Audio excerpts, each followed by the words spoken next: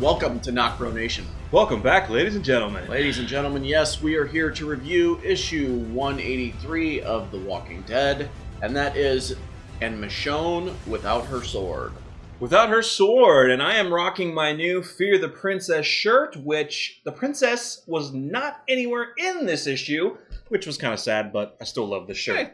Anyway, also don't forget to pick up the Bill Sienkiewicz awesome character portrait variant of Ezekiel. Very, very awesome. Now, one big thing to let you guys know, make sure to hang with us through this whole review until the end, because Josh has a very interesting theory for you at the end. So stay tuned. I do? Yes, you do. I do. Yeah. All right, so let's get into it. We pick up the issue with Michonne and Elodie being escorted by one of the soldiers of the Commonwealth. His name is Jerome. That's right. I was just going to say his name. I'm glad you said it because I did not remember.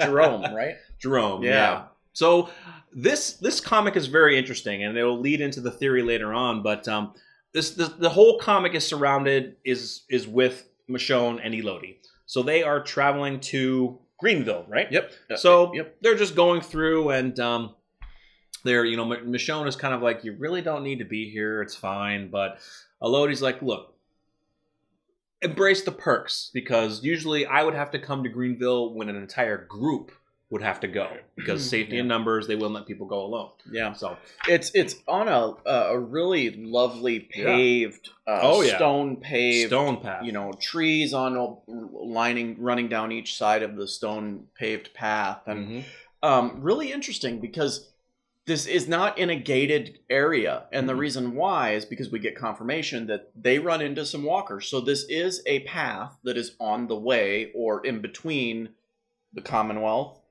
and Greenville. Yep. Don't know the distance of how far it is. We never learned that, but seems to be a little bit of a ways. Yep.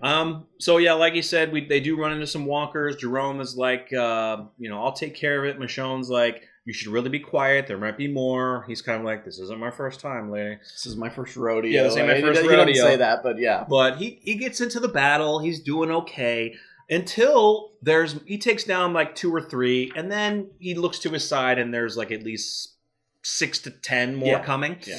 And he gets overwhelmed. They start coming after him, and luckily he has the armor on, which is good for them because the walkers can bite through it.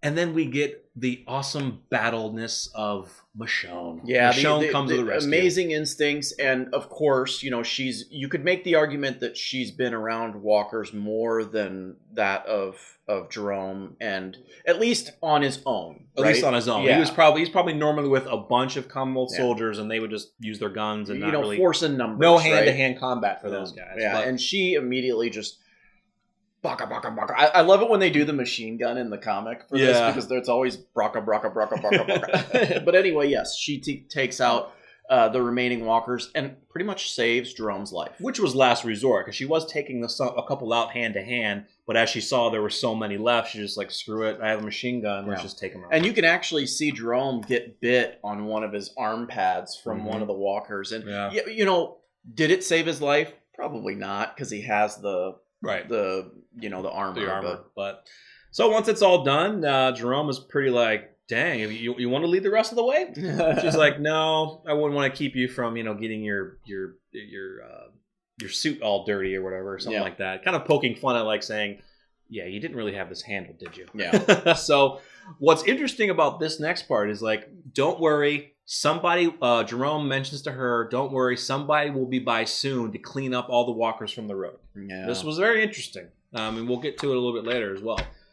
So we arrive at Greenville. Yeah, it's a beautiful place. Gorgeous. Now, I believe this looks like a lake. Yep. I don't know if that lake leads out to the ocean. I can't see an opening in the background, but really it is kind of like a lake house community. Yep. Very nice. They get off their horses. They're going in. Jerome says, I'll let you be on your way. As they're going in, Elodie's kind of like, they have some nice hostels here. A hostel is like, not usually hostels aren't great places to stay at. But then we get introduced to a new character, Chloris, I believe her name is. Chloris. Chloris. She met. I believe that's how it is. But she mentions that Lance radioed in to say that they're on their way, and she actually leads them to where they're going to be staying, a beautiful, beautiful brick home. On Lakeside. She's like, I'll stable your horses for your stay. And we don't get how long they stayed there, but this next panel is cool because they're just showing people hanging out, boating on the river, on the lake. Elodie and Michonne just relaxing. And then we get kind of a really enjoyable scene where Michonne is looking out on the lake and just crying. She's at the end of the dock. It's one of those scenes where she's looking out at the beauty and she's just crying, and Elodie asks her what's wrong, and Michonne just says absolutely nothing. So you can see in this moment, this is probably the highlight of her life after the apocalypse. Her finding peace. It's finally getting to the point where she's maybe starting to be okay with everything. Mm-hmm. So, like I said, we don't know the time frame of how long they were there. Let's just say a couple days, maybe a day or two. Yeah. And then they're going to be making their way back. So Cloris is giving them supplies to take back with them. Some cheeses, some bread, some wine. Yeah. And then they have a new guide, a new protector, Rufus, who's going to be escorting them back. And we get kind of... Michonne is overhearing a woman with her children. A kid wants to buy a piece of bread or something, and because the kids are hungry and the woman can't afford it. She's like, I don't have enough money. However, they do their system. Yeah, and both kids are basically saying that they're hungry. One asks for the bread, he's hungry, and then the other one's like, I'm hungry too. Right. And Michonne takes the gifts that Cloris had given her and brings them to the family and says, look, here, you need this more than me. And now the mother is completely in shock. Right. Very generous. Yeah. Yeah. And, thanks, Michonne. Michonne returns over to Clotis, and Clotis is pissed off. She's like, do you realize how expensive of wine and cheeses were in that bag? Michonne's just like, look, they needed it more than I did, whatever. So as they're making their way back, they get back to the point to where they ran into those walkers, and Michonne's like, Jerome was right. Somebody came by, they cleaned it all up. It's like it never happened. It's like they have a cleanup crew. It's like they don't want... I mean, of course, you don't want dead walkers just staying on this nice road that they travel back and forth because of how the Commonwealth is. They want to keep things nice and tidy. I mean, you can even see it in the panels. The edging on the grass is perfect. Clean. They cleaned up the blood. They brought probably buckets of water. Even aside from that, the treescape was perfectly lined up. Yeah, the edging on the stone is perfectly lined up.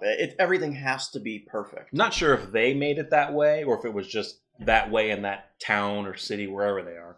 Yeah, I don't know. I mean, you got to think it is because the grass is going to grow. Exactly. Yeah. So you're right. They're maintaining it. Yeah, but we're getting little signs throughout this issue of their system. Yeah. And how it's not really working out okay. I mean, if you have kids should never have to starve. Right. If the means are there to feed them, they should never be starving. Right. But these could be those people that aren't on the higher totem pole for jobs. Yeah. So they're because in the Commonwealth, they're only doing what they were done before in the past. So she may have worked something lower, so she's not getting paid enough to feed her own family. Yeah. Which sucks.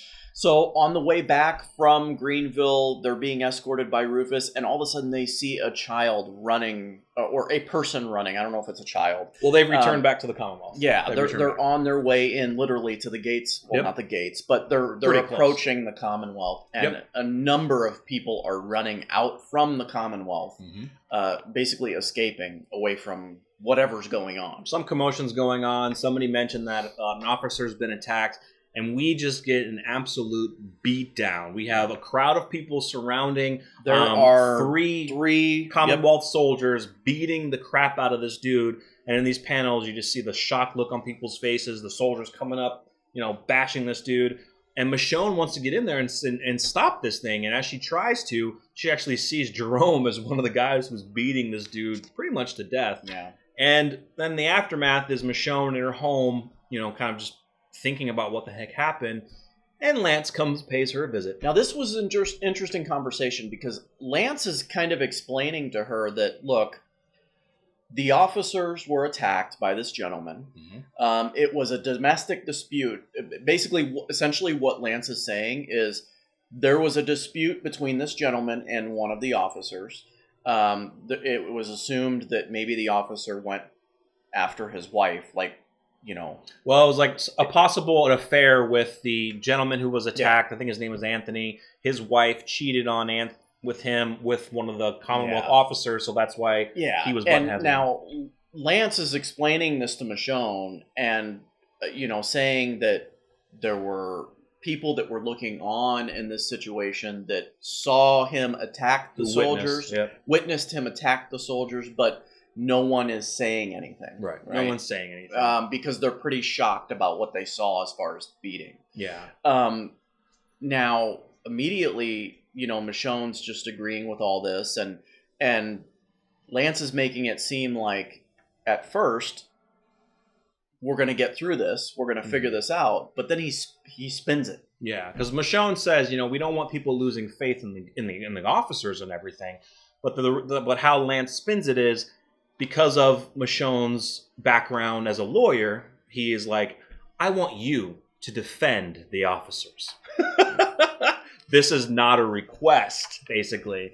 And so... Yeah, so he's basically like, here Michonne is thinking that possibly Lance might be saying, look, we're going to get justice, right? It's not right. People witnessed this. Right. But then, no, he's basically saying, we can't have this look bad for our soldiers. Right. We need you to...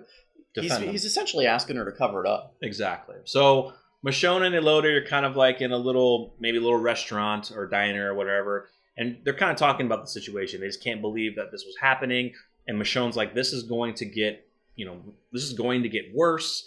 Elodie's kind of like, do you really want to defend these officers? And Michonne's just kind of contemplating. She's like, look, in a way, like, you're innocent until proven guilty, but she's like, this is going to get worse. And one of the ladies at the restaurant was like, basically said, how dare you defend those men?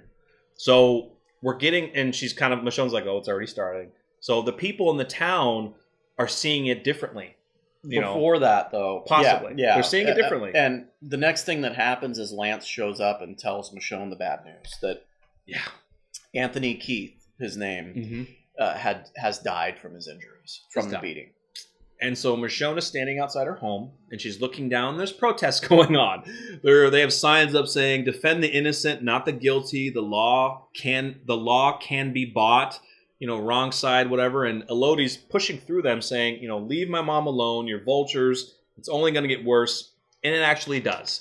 We were actually wrong about the cover of this issue, thinking that maybe it throws you off. It throws you off. Walkers? No. Mutiny is happening, basically. Yeah. So the people are attacking the Commonwealth guards.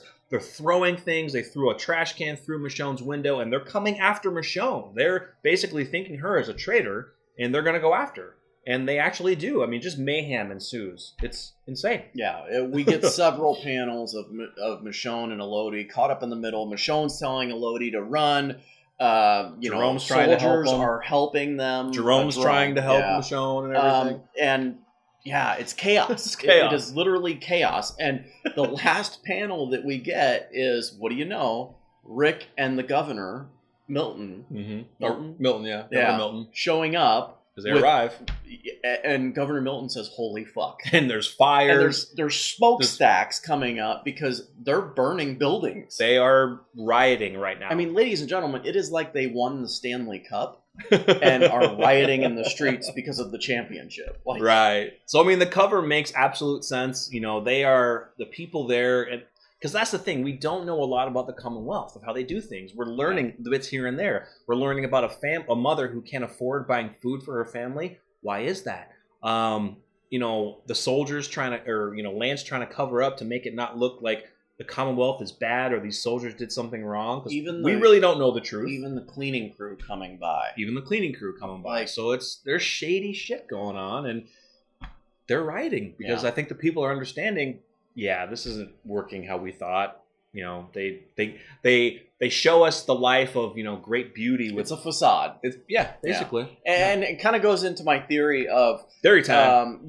So we originally found out that the Commonwealth was, what, 50,000 strong? What they say. And we've always questioned that. We've always said, well, how is it 50,000 strong when we don't appear to be getting a lot of images of the Commonwealth as a whole? Mm-hmm. We know they have a football stadium, yada, yada, all these people. But in the panel where they're traveling to Greenville, and granted, it's not that far, but it is a distance enough for them to travel. Right. It's on the outskirts of the Commonwealth because there are walkers there. Mm-hmm. I believe that is a separate community, or at least was at one point a separate community from Commonwealth.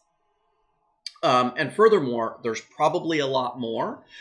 Simply because one of the clues to this theory is that Governor Milton, when she was talking to Rick, said to Rick, I love these communities so much, that being the Hilltop, Alexandria, and the Kingdom, they'd make a great additions to the Commonwealth. Right. And I think we're even getting the term Commonwealth wrong. Like, Commonwealth is not just that community of Correct. People watching football, having jobs. Nope. The Commonwealth is all of these communities that they're basically like colonizing. Yeah, they're colonizing. And so, when you think about it, okay, they may not have 50,000 there. They're spread out all over communities. And I think when we got introduced there, we saw a lot of people watching the football games. Well, what do you think they're doing? Yeah. They're setting a date of the game, and people are coming from the other communities to there to watch the game. Yeah. So that makes a lot and sense now. It would make sense. It'd be interesting to see if that's true. But it's just, there's too many coincidences. The travel and the walkers outside, kind of them traveling to Greenville. Governor Milton saying that to Rick. Like, she's finding these communities to bring into the Commonwealth and their rules. And it makes sense for them to clean that up, because I think, they're giving a facade saying, yeah, we don't deal with walkers that much. So when they do deal with them, they're going to wipe them out and move them away to make it look like, this is clean and clear. We don't have any issues anywhere. Yeah. So I think they do it in secret so the other people don't know about it. Yeah. And I almost wonder if it's almost like they wouldn't rip this off, but almost like a Hunger Games type deal where all of these other communities are servicing this one community. Yeah. Providing them services and goods, so that, it's almost like Negan. Yeah. But not with the brutalness. Yeah. So it's going to be interesting to see, what's going to happen next, and just, if we find out more information about these, if there's other communities that the Commonwealth are kind of bringing in together to make it their one term Commonwealth, but it's a surrounding of other communities. Yeah, I tell you, it doesn't look good for Rick showing up, seeing this right out the gate. Like, to him, he's going to be like, well, I have it better where I'm at. Exactly. You're in chaos right now. Not to mention, you don't know how to run the place. And he's going to be fearful for Michonne. Yeah. Because he knows Michonne is there. So it'll be really interesting to see what happens in issue 184. Let us know what you thought of issue 183 of The Walking Dead. Follow us at NocBro Nation on Twitter and Facebook. Don't forget to give us a thumbs up on the video. If you're new, subscribe to the channel. And we'll talk to you guys later. We'll see you next time. We're NocBro Nation. We're out.